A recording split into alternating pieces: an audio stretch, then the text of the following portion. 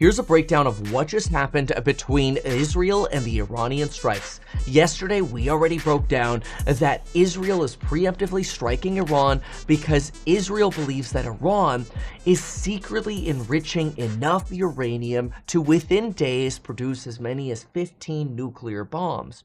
Now, while it's possible that's Israeli propaganda, that is what they are going with. And so yesterday we heard that they struck apartment buildings, penthouses, and nuclear facilities such as this Natanz nuclear facility, which we analyzed with Google Maps yesterday, really advanced. But yesterday we spoke over how this bunker area, this dirt, seemed like it could potentially house underground facilities. Well, today we know exactly what Israel believed was there, and I'm going to show you in this video. But it's worth remembering that yesterday we were told maybe a dozen fighter jets were being used in this operation. It appears that the truth is that actually over 200 Israeli fighter jets have been used in this operation in now 5 waves of strikes against Iran.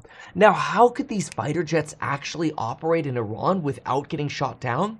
Well, it turns out, much like how Israel was able to struggle in exploding pagers into the Houthi, Hamas, Hezbollah, and Iranian networks, Israel was able to smuggle covert operations into Iran with weapons-grade drones, much like how Ukraine smuggled weapons-grade drones into Russia. And what ended up happening? You ended up getting drones deployed to take out air defense systems within Iran, paving the way for Israeli fighter jets. There's talk that there was such an overwhelming force against Israeli air defenses that some Iranian military were reported to have just abandoned their posts. Again, this could also just be war propaganda, but after all, every single news agency is showing war propaganda and damage to various apartment buildings where either nuclear scientists, which many of which are now confirmed dead, or commanders were residing and sleeping as the attack started the night of February 13th in the middle of the night. Now take a look what's actually believed by Israel to believed to be underground here. While we look at this Natanz facility, understand that this facility and the attacks against this facility have probably destroyed and leveled this facility, even though this portion is underground. And Israel doesn't have the bunker-busting bombs that they've been asking us for the last 20 years. But because of the repeated bombardment of the site, it's likely Israel was able to cause damage to the infrastructure, certainly around, but also potentially in this bunker facility. These all being presumed to be nuclear enrichment facilities, in other words, centrifuges that can enrich weapons-grade uranium. This is very Top Gun-esque, where you try to shoot the missile into the little vent to get down into the centrifuge facility. Risks are high now, according to the doomers, that we are going to see a regional conflict with both Iran threatening to retaliate, as well as Hezbollah now threatening to retaliate. Here is video footage of the Natanz nuclear facility being bombarded. You can see there doesn't appear to be any sort of defense from and around the facility outwards to the fighter jets. Something else to keep in mind is that Tehran has made announcements of replacement leaders that are going to take the place of commanders and nuclear scientists who have perished.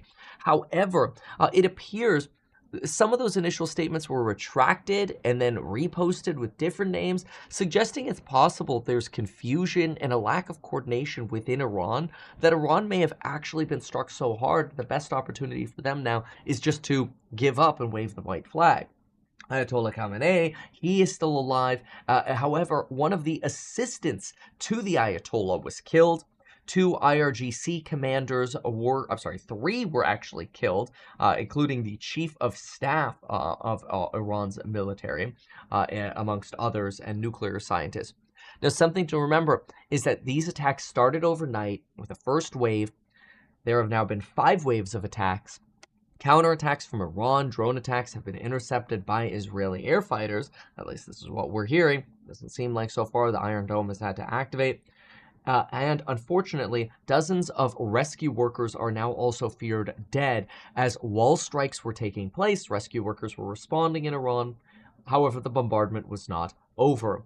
This is really sad. The loss of life is terrible. Multiple airports, obviously, and country airspaces are closed within the region, as you would expect to happen. And Donald Trump has made it clear that he gave Iran a chance. Airports, airspaces closed, by the way. Israel, Iran, Iraq, Jordan.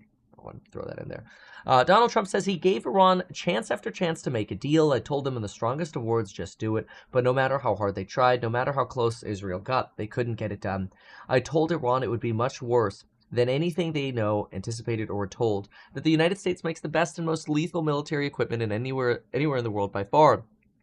Well, yes, and this is where, even though mainstream media is telling us that the United States is not involved, let's be clear, the United States is hand-feeding Israel as much intelligence as they likely can, and it's very clear that in the weapons shipments that we've sent to Israel, not just during the Biden administration, but also in early phases of the Trump administration, it's likely many of these weapons were put aside in preparation for attacks against Iran, rather than just self-defense. Not a surprise, though we still haven't, as far as we know, given them bunker-busting bombs, but Donald Trump goes on to say that Israel knows how to use our weaponry. Certain Iranian hardliners spoke bravely, but they didn't know what was about to happen, and now they're all dead, and it's only going to get worse. There has already been great death and destruction, but there is still time to make this slaughter end, with many more attacks planned. And this is true, that there are over 2 weeks of planned attacks, at least per Israel. Donald Trump says, 2 months ago I gave Iran a 60-day ultimatum. They should have done it. Today is day 61. I feel like that's Donald Trump trying to take some credit here, even though Donald Trump told Israel not to strike, and he's trying to sort of here imply that, like, well, I gave him 60 days. All right. I mean, I guess both could be true.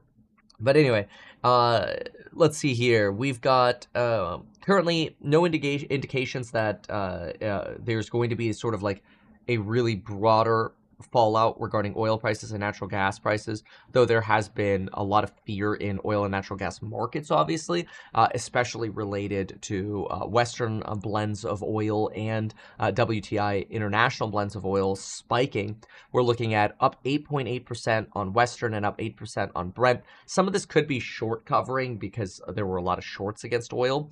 It doesn't appear that the broader oil market should be interrupted for the long term. However, there are worst case scenarios that if this expands into a more regional conflict like Hezbollah, the remaining remnants of Hamas, as well as Houthis get involved, there are potential ranges from the doomers coming out now that oil could move anywhere between $75 to $130 per barrel, currently sitting at roughly about $74 per barrel. So it doesn't seem like that range will be quite wrong, given that we're basically already there.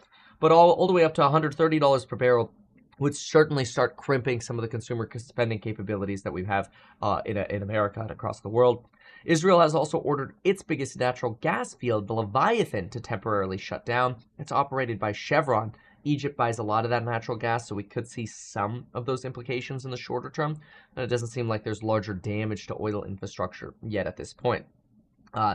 People expect that there's some form of meeting that's still going to take place between the U.S. and Iran. This is where memesters are basically posting that, don't worry, we don't need to hold nuclear talks anymore because you've destroyed all of our nuclear facilities. I don't actually see that as anything more than a meme because we have a lot of nuclear facilities in Iran, but then again, we also have 15 days of strikes planned.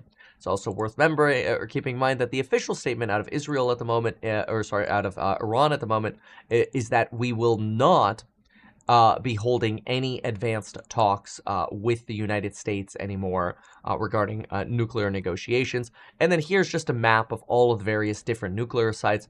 While we did point out Natanz, we have many, many more sites. Presumably some of them are also being attacked. And at the moment, nuclear watchdogs are not seeing any elevated levels of radiation coming out of Iran.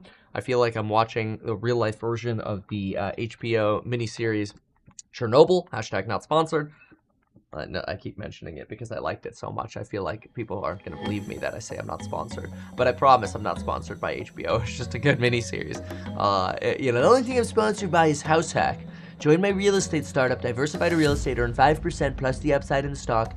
Read the disclosures at househack.com. Every investment has risk. Open to non-accredited investors. Okay. So anyway, that said, there's the update on what happened overnight. Hopefully this is helpful to you, and I expect markets will probably be in a buy the dip mode for U.S. equities. So we'll see what happens. Anyway, thank you so very much for watching, and we'll see you in the next one. Goodbye. Why not advertise these things that you told us here? I feel like nobody else knows about this. We'll try a little advertising and see how it goes. Congratulations, man. You have done so much. People love you. People look up to you. Kevin Paffrath there, financial analyst and YouTuber. Meet Kevin. Always great to get your take.